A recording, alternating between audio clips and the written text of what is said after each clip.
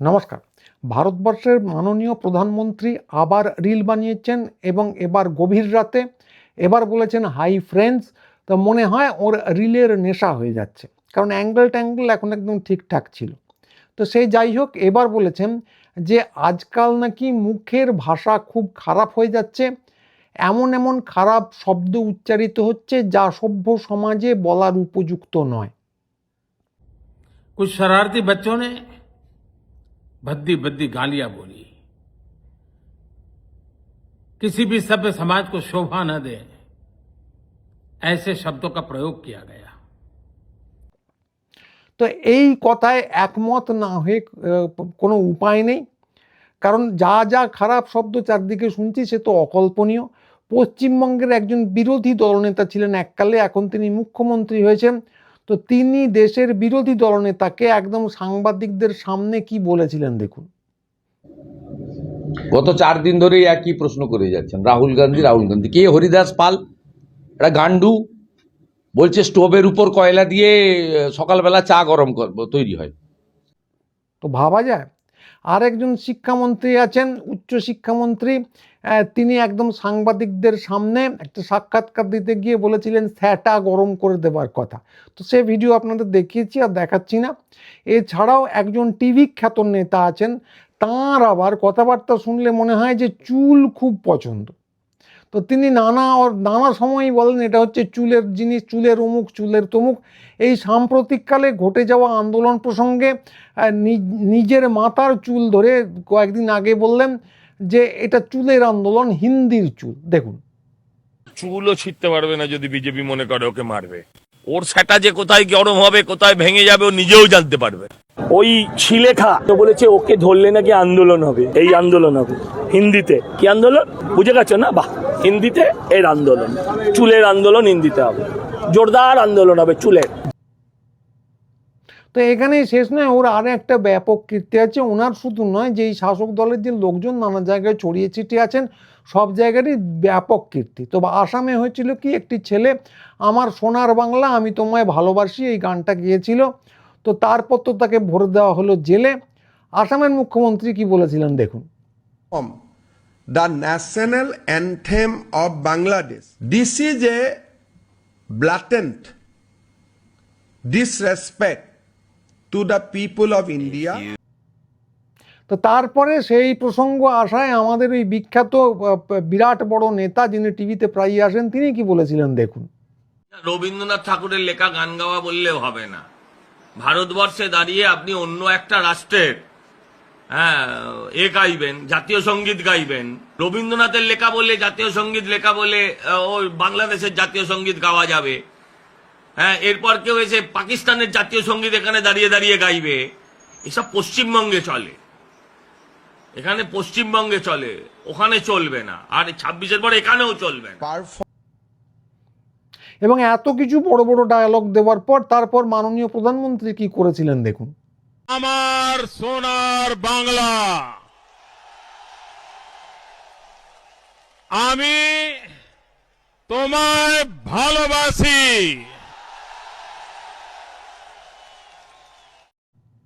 তো এইসব কীর্তি কাহিনী প্রচুর। তো এগুলো তো অশ্লীল ভাষা নয়, কিন্তু এই জিনিসপত্র হয়ে চলেছে। কেউ কেউ বলছেন আমি হিন্দুদের বিধায়ক, এই কয়েকদিন আগেই বলেছেন। কেউ বলেছেন 2-1টা আরশোলাকে লটকে দেওয়া উচিত। কেউ বলেছেন বুদ্ধিজীবীদের মাথায় ডিম ভাঙুন, ডিম নষ্ট করবেন না। কেউ বলেছেন আজাদি স্লোগান দিলে ঠ্যাং ভেঙে দিতে হবে। কেউ বলেছেন নেতাজি আবার কোন লাটের বাঁট, স্বাধীনতা নাকি এনেছেন কোন এক মহারাজা। তো এইসব অকল্পনীয় জিনিসপত্র হয়ে চলেছে। আগে এর যে কোনো একটা হলেই তুমুল হইচই হতো, এখন আর কিছুই হয় না, সব যেন খুব স্বাভাবিক ব্যাপার হয়ে গেছে। তো কথা হলো যে মাননীয় প্রধানমন্ত্রী যে একদম ঠিক বলেছেন, এসব শোনার পর সে নিয়ে আর কোনো সন্দেহ থাকার অবকাশ নেই। মুখের ভাষা খুব খারাপ না হয়ে গেলে, গোটা সমাজ জুড়েই না খারাপ হয়ে গেলে এসব হওয়া সম্ভব নয়, নইলে অন্তত গোলমাল কিছু একটা হতো। তো প্রধানমন্ত্রী আরও জানিয়েছেন যে মুখের ভাষা এখন এত খারাপ হয়ে গেছে যে মাটা তুলেও গাল দেওয়া হচ্ছে। তো এটাতেও একমত না হয়ে কোনো উপায় নেই, কিন্তু আগে শুনুন।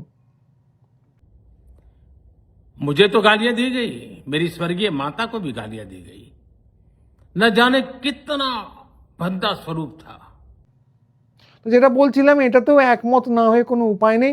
তো আমরা সবাই জানি যে রাহুল গান্ধী বলে একজন দলনেতা, বিরোধী দলনেতা আছেন দেশে, এবং বিরোধী দলনেতাদের মর্যাদা ক্যাবিনেট মিনিস্টারের সমান, দেওয়া হোক বা না হোক এটা সাধারণভাবে মেনে চলা হয়। তো তাঁর একজন যথারীতি মাও আছেন, তার নাম হচ্ছে সোনিয়া গান্ধী। এই 2022 সাল নাগাদ তাকে বিজেপির নেতা নির্মল কুমার বার ড্যান্সার বলেছিলেন টুইটারে। তো তারপর যে নানা কারণে টুইটটা ডিলিট করা হয়। আপনাদের যেটা দেখাচ্ছি সেটা হলো তিনি বলেছিলেন যে যা করেছি, মোটামুটি যা বলেছিলেন সেটা হচ্ছে যা করেছি ঠিকই করেছি, কিন্তু তারপরেও আমি ডিলিট করছি টুইটারটা, এটা বলেছিলেন। তো একটা নাম বললাম, আসলে তারপরে সোশ্যাল মিডিয়ায় ছত্রাকের মতো ছেয়ে গিয়েছিল ব্যাপারটা। তো ছেলেকে বলা হতো পাপ্পু আর মাকে বলা হতো বার ড্যান্সার। তো সত্যি কথা বলতে কি, সংস্কৃতি কোন তলানিতে পৌঁছলে এটা হওয়া সম্ভব ভেবে দেখুন। ফলে এক্ষেত্রেও আমাদের মাননীয় প্রধানমন্ত্রীর সঙ্গে একমত না হয়ে আর কোনো উপায় নেই।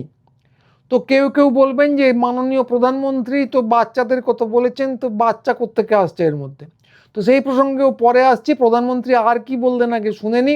প্রধানমন্ত্রী একদম বাচ্চাদেরই বলেছেন যে ছোটবেলায় ভুল হয়েই থাকে এবং ক্ষমা করে দিতে হয়। শুনুন। कि बचपन में गलतियां होती हैं और बचपन में गलतियों से सुधरने का अवसर भी होता है, और यही तो बचपना है। और इसलिए मैं समाज के अंदर जो आक्रोश है उसको भली भांति समझ सकता हूं।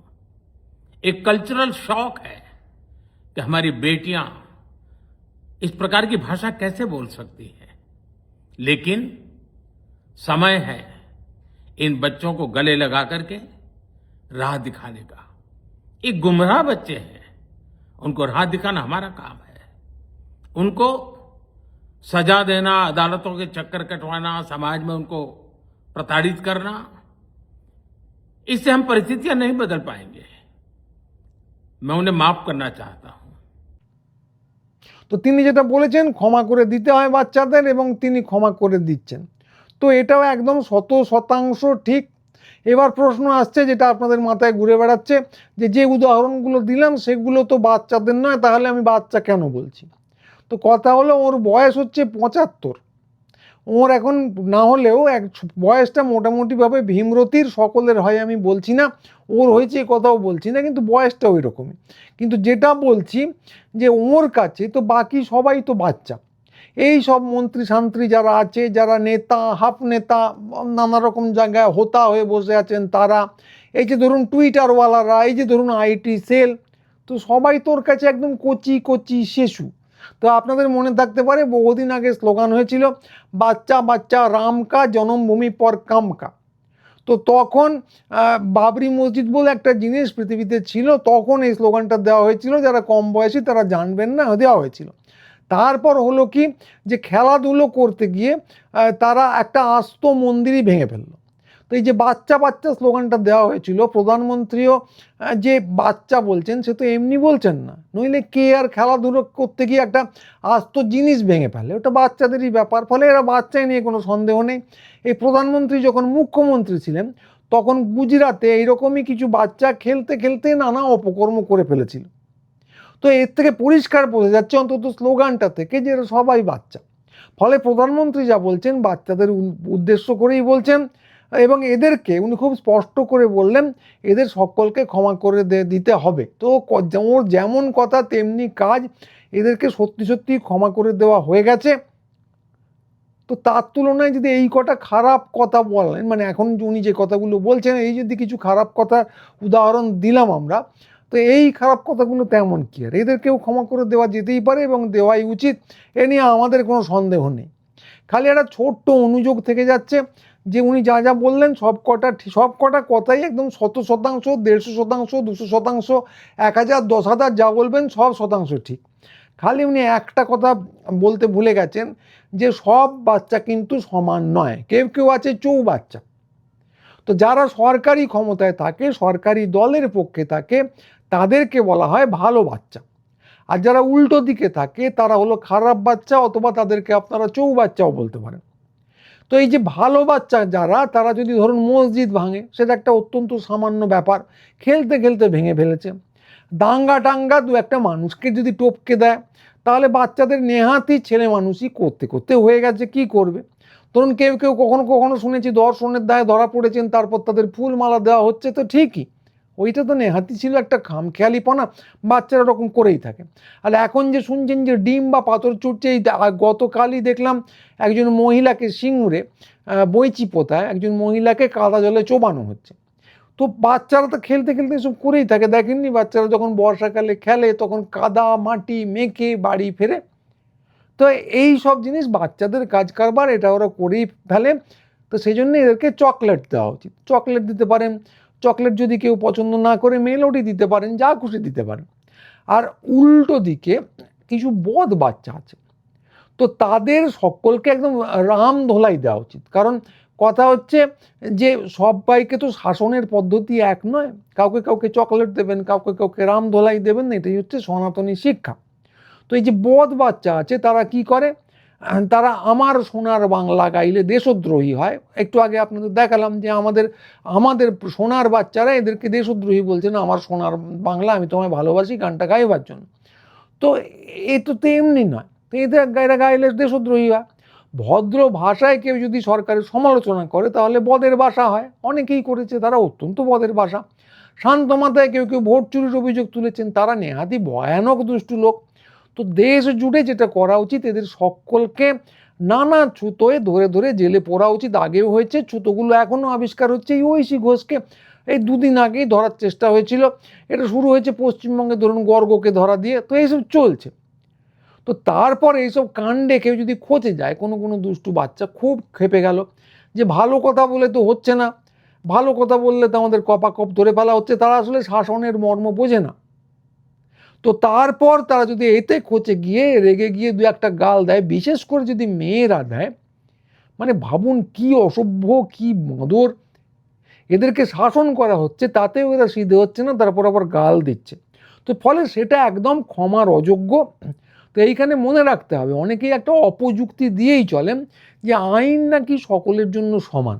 তো ভাবুন তো, স্কুলে বিভিন্ন রকম বাচ্চা আছে, সকলের জন্য আইন সমান হতে পারে? কেউ পড়ায় ভালো, কেউ হোয়াটসঅ্যাপ ইউনিভার্সিটির নোট পেলেই একদম মুখস্থ করে ফেলে, আর কেউ কেউ কেবল প্রশ্ন করে। তো এই দুই বাচ্চা তো কখনো সমান হতে পারে না। যারা হোয়াটসঅ্যাপ ইউনিভার্সিটি সব কিছু পড়ে মুখস্থ করে ফেলে এবং ঠিকঠাক সময় পরীক্ষার খাতা থাক না থাক সর্বত্র উগরে দিয়ে চলে, তারা তো ভালো ছাত্র, তাদেরকে চকলেট দিতে হবে। আর এই যারা প্রশ্ন করে, প্রশ্ন কেন করবে? ছাত্রদের কাছে তো উত্তর দেওয়া। প্রশ্ন ফাঁস হয়ে যেতে পারে, সেটা অন্য কথা, কিন্তু প্রশ্ন ফাঁস হয়ে গেলেও এরা তো যেখান থেকে পারবে প্রশ্নটা জোগাড় করে উত্তর দেবে। প্রশ্ন কেন করবে? এইটা যারা করে তাদের জন্য নিশ্চিতভাবেই আছে বেতের বাড়ি। তো এইটা হচ্ছে সনাতনী পদ্ধতি। যারা ওইসব পাশ্চাত্য সেকুলারিজম না কী সব বলে, গণতন্ত্র সেকুলারিজম, এই সব জিনিস টেনে এনে বলতে থাকেন সমানে যে সকলের অধিকার নাকি সমান, তাদের এটা পরিষ্কার বুঝে নিতে হবে যে এরকম হয় না, হওয়া সম্ভব না। দুষ্টু বাচ্চাদের চকলেট না দিয়ে কি আপনি ঠেঙাবেন? আর বদের দাড়ি বাচ্চাদের না ঠেঙিয়ে চকলেট দেবেন? এ তো হয় না। এটা আরও সনাতনী পদ্ধতিতে বারণ আছে। ফলে প্রধানমন্ত্রী যে কথাটা বলতে ভুলে গেছেন, সেটা আপনাদের আমি যোগ করে দিলাম, যে বাচ্চাদের সব কিছু ক্ষমা করা দেওয়া যেতেই পারে, কিন্তু তারপরেও ভালো বাচ্চাদের চকলেট দিতে হবে, আর দুষ্টু বাচ্চাদের রামধোলাই দিতে হবে।